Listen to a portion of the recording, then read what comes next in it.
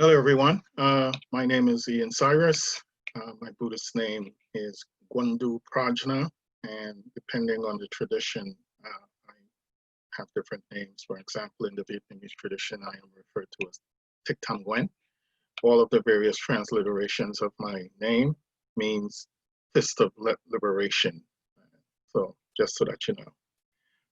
We're going to talk a little bit about meditation today, since it has become such a popular subject. People are finding it necessary to go inward in order to deal with this pandemic and other social ills that we are experiencing. So I thought I would just do a short presentation on what meditation is from a Buddhist point of view. There's a lot about Buddhism that has become secularized, and that's perfectly okay. That's part of the evolution of this practice.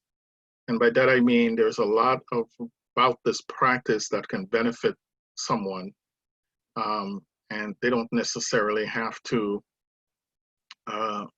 buy into the practice of Buddhism from a traditional point of view.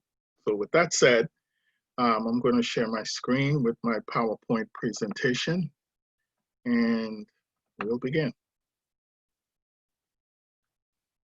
Okay, let's see here. All right, slideshow.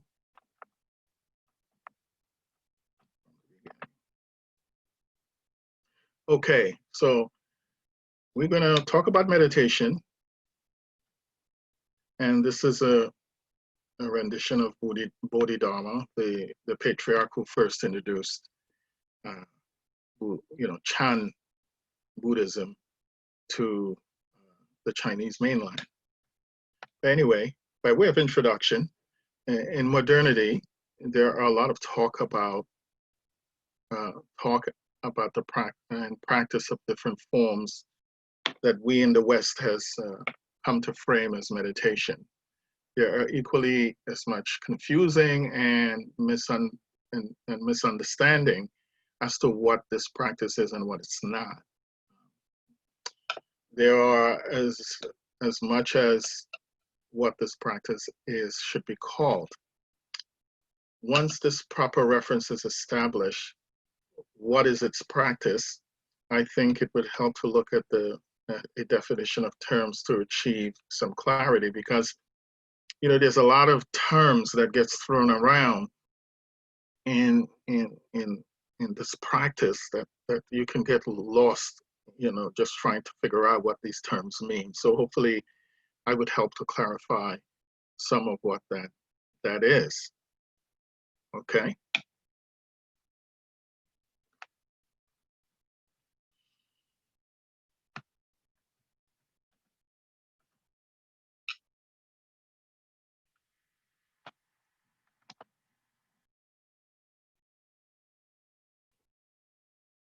Okay, so let me get back to that.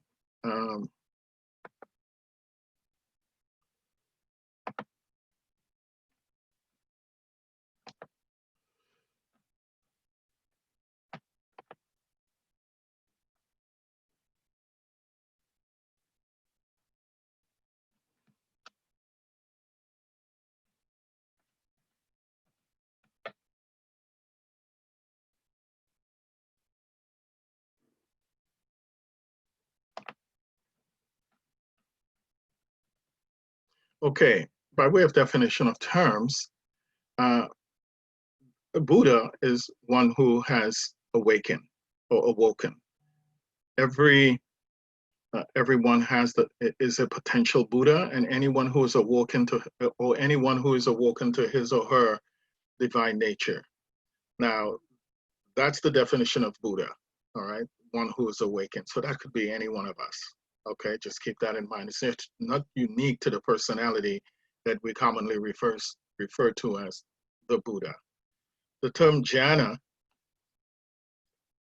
means this, and this is where a lot of traditions stem from. Jhana is the seventh of the Eightfold Path, or Magga, building upon asana, which is physical postural practice.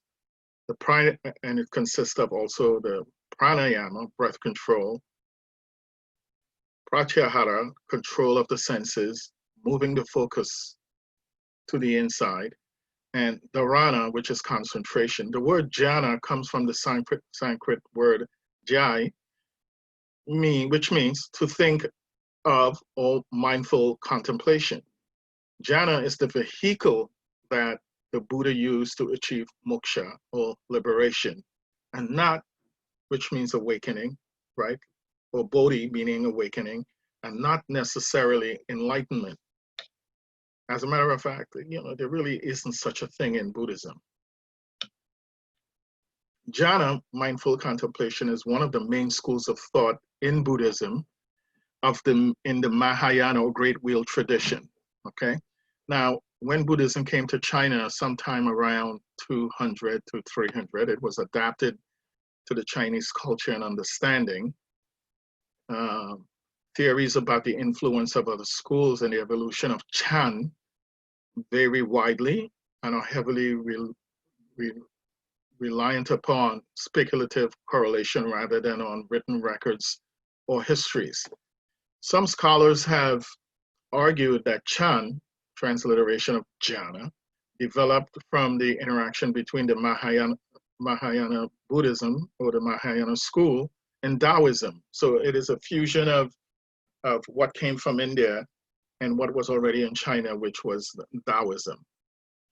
All right, so while others insist that Chan has its root in yogic practices, the consideration of objects and Kashina, total fixation of the mind, a number of other conflicting theories exist. When Chan Buddhism made its way to the Korean peninsula circa or sometime around 686 AD, it became Son Buddhism. When Son Buddhism made its way to Japan, it became Zen. So when you use the term Zen, basically what you're talking about here is an entire school of thought dating back to its origin with the Buddha himself, because he used this method to achieve moksha or liberation. When Chan Buddhism made its way to Vietnam, it became Tien. Now bear in mind again that when Buddhism finds its way into all of these different cultures, there's what's known as cultural appropriation. It takes on the customs and the mores of the people of that particular region.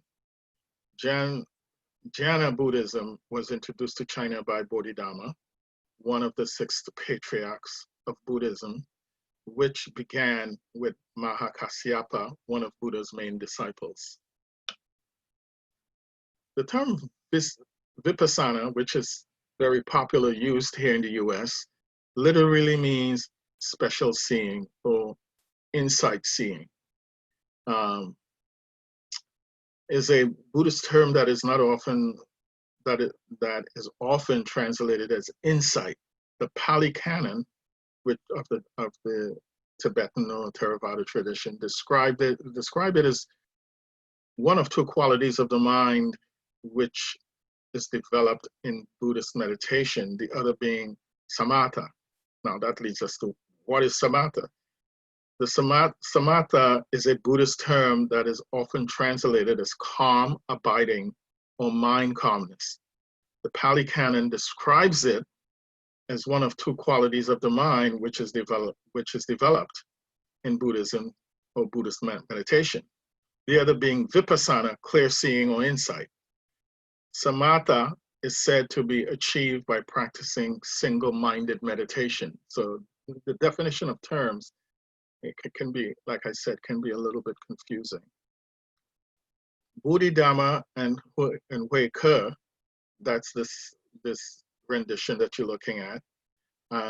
Bodhidharma, like I said, is one of the 6 patriarchs of Jhana Buddhism, and is the first patriarch of Chan Buddhism, which came to China, like I said, circa 200 to 300.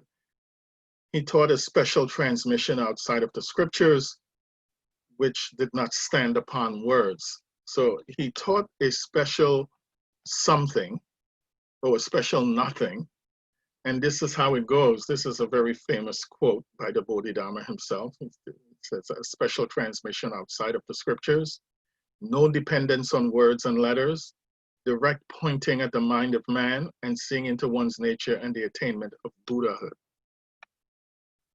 Now, you hear terms like Dharma or Dharma Vinaya.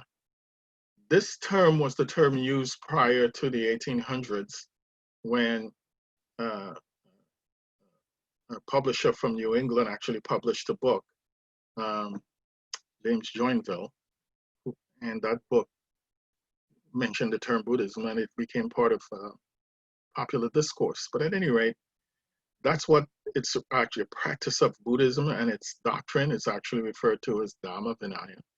It is often translated as discipline with Dharma Vinaya, doctrine. So it's the doctrine, discipline of the Dharma, used by the Buddha to refer to his complete teachings, suggesting its integral role in Buddhist practice. This was the reference to Buddhist practice prior to the main, like I said, the mid-1800s, and not necessarily Buddhism. Use of the term Buddhism did not become part of public discourse until circa 1850s, when a publisher, like I said, Joseph Joinville from the New England area, published a book, which is the spiritual practices of the people in Ceylon, in which he used the term Buddhism. Now, when we talk about jhana, and I'll use the term jhana to refer to what meditation is, right? So there are 4 P's starting, and when I say the 4 P's, it has to do with place, posture, practice, and problems. So when you're talking about place, it's helpful to find somewhere where you can feel comfortable and there are no distractions, and that place should resonate with you. So if you follow your intuition with that, locate a place in your house, in nature, or wherever, where you feel like your spirit can settle. Posture.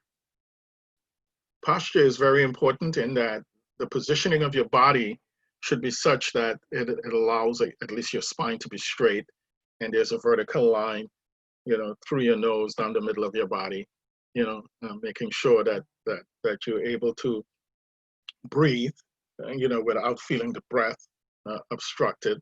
And of course, practice. And that is selecting a time to practice where there's very little distraction, which means, late at nights or early mornings are usually the best time to practice. You should start out practicing maybe for 10, 15 minutes. And then as you go and become more comfortable with this practice, you increase the time. All right. And next we're looking at problems. There's all kinds of problems that come up during meditation. Your face might start to itch. You'll feel a part of your body starting to rebel under the posture that you've chosen. And the thing to do when you encounter problems like that is to just bring your focus back to where you should be, and that is the Dantian or the Danjun or the Tanden, which is this area just below your belly button, and it's about 3 inches inside. It's the spiritual center, or what we in the West here call your center of gravity. All right. So just briefly, those 4 P's: place, posture, practice, and problems. The Buddha taught many different types of meditation, each designed to overcome a particular problem or to develop a particular psychological state.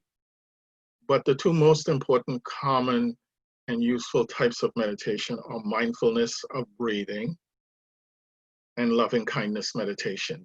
That's typically what's practiced mostly here in the West. Buddhism began by encouraging its practitioners to engage in jhana, or mindful contemplation, that is developing a full consciousness of all that is about you and within you, whether seated in a special posture or simply going about daily life. This kind of meditation that the Buddha himself engaged in under the Bodhi tree is referred to in the 7th step of the Eightfold Noble Path. Buddhist monks throughout time have expanded and formalized the understanding of meditation. The basis for all meditation as it was understood even in the earliest years of Buddhism are samatha and vipassana. Samatha is often translated, as I've mentioned before, as calm abiding or peacefulness. It is the development of tranquility that is a prerequisite for any further development. Okay? Vipassana is clear seeing or special insight and involves intuitive cognition of suffering, impermanence, and egolessness. Only after these forms were perfected does one go on to a more heavy-duty kinds of meditation like samadhi, which is concentration on one-pointed meditation. In other words, like you light a candle and you just fixate your gaze on it, to the exclusion of everything else around you. That would be an example of that. It involves intense focusing of consciousness, as I've already mentioned. Samadhi brings about 4 jhanas, meaning absorptions. And the absorptions refers to samadhi in jhanas in the 8th step or of the Eightfold Noble Path, and again at his death. Jhana is transliterated as jhana in Pali or chan in Chinese, sun in Korean. I've already mentioned tien, which became synonymous with these cultures, as I've already mentioned. So let's take a look at the 4 absorptions. The first of the 4 absorptions can be entered when one is secluded, and it has to do with skillful qualities due to the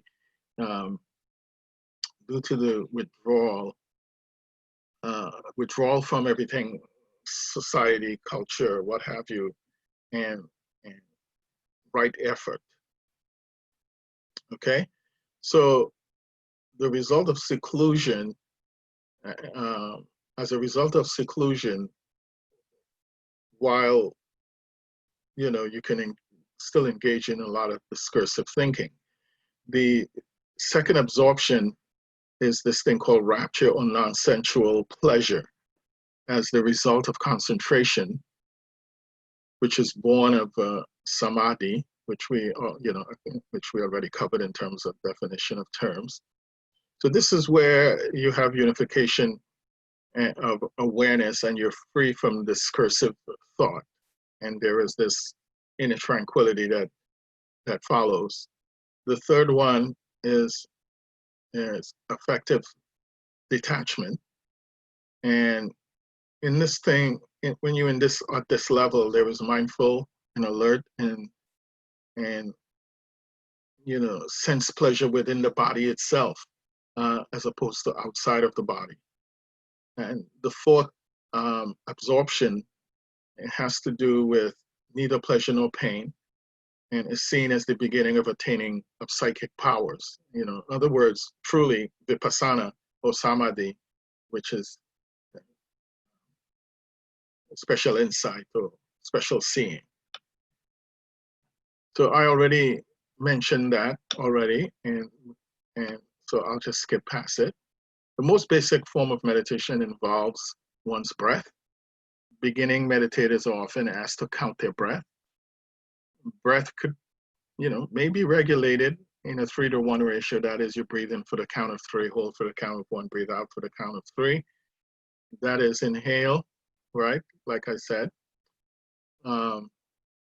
You can, and as time go by, you can expand that, this 3-to-1 ratio up to 10 counts, but that takes a lot of practice, but to be able to control that. Okay, so your breath should be slow and regular, but not forced or artificially controlled. Your focus should be on the dantian, red field located about 3 inches below your belly button, 3 inches deep and 3 inches in diameter. Your breath should fill your entire body from the dantian, which is defined by the 3 acupuncture points on the conception vessel channel, CV4 through CV5, up to the vertex at governing vessel 20. And when you breathe, it's like blowing into a balloon. You fill the body from the bottom up. Okay, so the breath should literally go right to the vertex. So you can begin by, sitting in a simple chair, keep your back straight. Or you can achieve, more of the traditional postures like sitting in a lotus position, sitting on a pillow with each foot upon the opposite thigh, and variations of such as the half lotus, where one foot is on the thigh and the other is out in front of the opposite knee. This is difficult for many people, especially us folks here in the West. Some people kneel and sit back on their legs or on a pillow between their legs. Many use a meditation bench, and those are available. If you Google that online, you probably can find it, where you kneel and then place the bench under your behind. But meditation is also done while standing, slowly walking, lying on the floor, or even in a recliner. And this type of meditation is, as I've often said, it gives new meaning to walking in prayer. And the reason why using daily life as a form of meditation in and of itself is because enlightenment, even though there isn't such a thing, if you want to call it that, can be achieved by doing the most ordinary things. So you don't necessarily have to engage in any one of those traditional means of meditation. Everything you're doing, you should try to maintain your moment-to-moment mind. In other words, fully be present in whatever you're doing. Traditionally, the hands are placed loosely, palms up, right, on the thigh, and with the one palm inside the other, right, and with the thumbs slightly touching. The thumbs should be pointing upwards, all right, and not necessarily, towards each other. There should be an upward angle of the thumbs. So this is called the cosmic mudra, and one of the large number of symbolic hand positions. You may prefer to lay them on your thigh or any other way that you might find comfortable. Okay, so that's the mudra I was talking about. If you look at this this rendition of this, the thumbs are pointing straight towards each other. But more traditionally, all right, if you look at my hand, right, the thumbs, I'm inverting it, but the thumb should not be like this. It should be like this, and it should literally form a triangle. And that triangle actually is a symbolic representation of the Buddha, the Dharma, and the Sangha. This mudra or hand position or hand seal is also known as Dhyana mudra, because supposedly it's the same mudra the Buddha used under the Bodhi tree while seeking to achieve moksha. Okay, so this particular mudra, Dhyana mudra, deepens the meditative experience. And what I'm saying here is that there's a lot of misunderstandings about these kinds of practices like posture and mudra and mantra and how all of these things interrelate. Well, in the case of the mudra, Dhyana mudra, or mudra in general, these are elemental keys that is quite energetic in nature, that by putting your hand in a certain position. And these keys is the elemental keys to open your consciousness. Okay? So here's one, here's another. The other position is standing pole. And standing pole is one of my favorites. It's a more dynamic form of meditation, and if you can maintain this, I can talk about that at some other presentation, but if you can maintain this position, you will find your whole body screaming in about 30 seconds, because because of the nature of it. it it pitches all of your muscles and joints and bones in a particular way that that that that that allows energy to flow through your body much more freely. But in doing that, you acutely become aware of all of the constrictions and restrictions in your posture. So the thing to do when you're holding this particular posture is to bring your attention to those areas where you feel restrictions, and try and allow your mind to release that. But this is my personal favorite. So like I said, you will encounter problems. I've already mentioned this, and people generally have a hard time with their thoughts.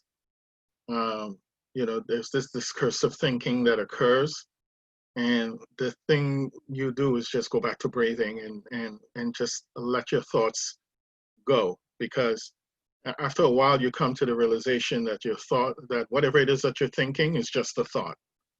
Okay, and whatever it is that comes to mind while you're breathing, whether you didn't pay this bill or this one cut you off on the highway or whatever the case might be, you just let it go. That's it. Just let it go. Don't attach any significance or meaning to any of it.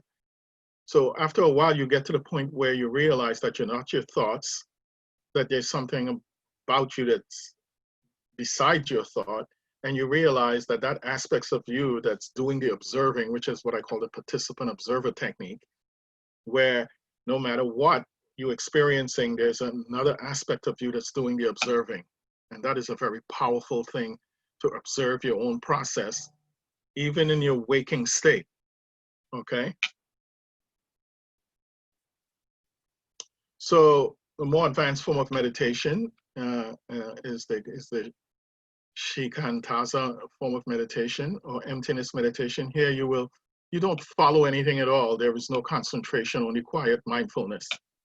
To hold your mind as if it were ready for things to happen, but do not allow your mind to become attached to anything, like I've said. So things like sounds and smells and aches and thought images just drift in and out like clouds on a light breeze, if you want to envision something like that. So I've already talked about, how long you should meditate. The one thing I got to say is that don't expect anything to happen. If you want, don't get frustrated. Don't get competitive. Don't start looking forward to some grand explosion of enlightenment, as there is no such thing in Buddhism. There is, however, awakening and liberation. You awake to your own divine presence and nature, and you liberate yourself from the as discussed in the Four Noble Truths, which is dukkha, and which is pain in all of its manifestation. All of its manifestations. So if you have great thoughts, fine. If you feel like writing it down, you can journal it, and just simply go back to breathing. So breathing is awakening and is liberation, okay? So let's talk about mantra for a second. These sounds that you often hear Buddhist practitioners or other traditions, saying. It's an instrument of the mind. It's a powerful sound or vibration used to enter a deep state of consciousness during meditation, or to promote the moment-to-moment mind. So the term man means mind, and tra means transport or vehicle. So the sound, if you want to look at it philosophically, this whole entire universe is based on sound. For those of us of the Christian tradition, if you look at the book of Genesis, and you will see how it begins. It's based on sound. In the beginning was the Word, and the Word was with God, and God said, "Let there be light." So we live in a reality of vibration and sound. Okay, so the sounds created is important. So a lot of mantras, you may not fully understand, these mantras because they may be in Sanskrit, like the Heart Sutra, for instance, which the mantra of the Heart Sutra is Gate Gate, Paragate, Parasamgate, Bodhi Swaha. You may not fully grasp what that means, but it really doesn't matter because the sound is such of a high vibrational quality that it literally transport you to where you need to be. Okay, so that's all I'm going to say about that. And here is the mantra of the Heart Sutra, which, like I said, is Gate Gate, Paragate, Parasamgate, Bodhi Swaha, and it literally means gone, gone, gone beyond, gone altogether. Oh, what an awakening! So you can recite this mantra 108 times during meditation, or whenever it comes to mind as you move through your day. Okay, so thank you for allowing me to talk about this a little bit. And, this is one of my first times doing this kind of thing, so please bear with my playing around with sharing my screen with my PowerPoint presentation. Okay, so that's me and my son Jaden. All right. So if you like, you can, and you want a copy of this PowerPoint presentation, I'm going to try to post it on YouTube and then subsequently on Facebook. Beyond that, if you want the PowerPoint presentation, I'll be happy to, I will be happy to provide it for you via email. So you can email me at ian.cyrus@gmail.com. Okay. Thank you again.